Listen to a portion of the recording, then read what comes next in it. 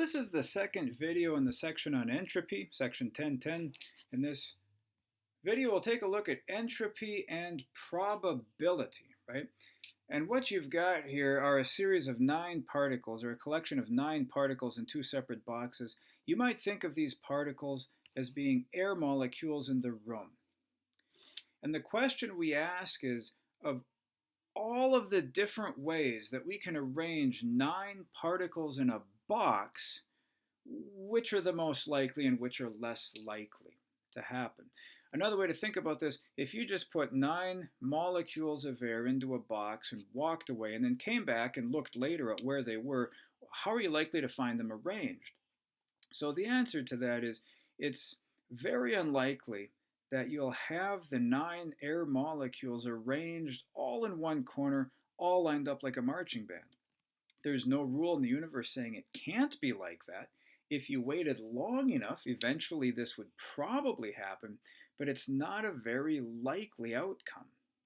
On the other hand, to have the 9 molecules distributed in some kind of a random arrangement in the box is a very likely scenario, right? Another way to think of this, and I don't want to make this too mathematical, but if you do think mathematically, there are a huge number of ways that you can arrange 9 particles in a box. The more particles you add, the more random arrangements there are. The bigger you make the box, the more random arrangements there are. Why is that? Let's think about that for just a moment. Pick this particle right here. This particle can be moving in any direction, right, at any speed.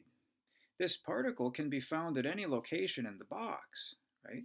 And what's interesting is it's equally likely to be found at any point in the box, right? And so if you multiply the probability of all of these 9 particles being arranged just so, it's vanishingly small. It isn't 0, but it ends up being a number that's something like 1 divided by Avogadro's number. There's almost no chance this could happen. In practical terms, what this means is that although there's no rule in the universe saying that all the air in the room that you're sitting in right now couldn't go to the top left corner and stay there, and you would be sitting down here at the bottom suffocating.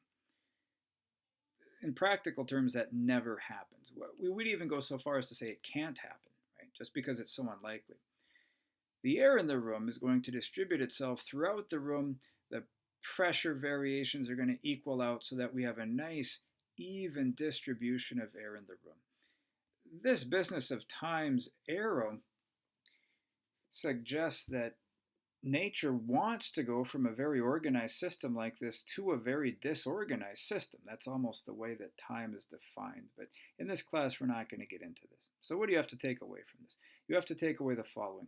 This has a very low probability. This has a very high probability.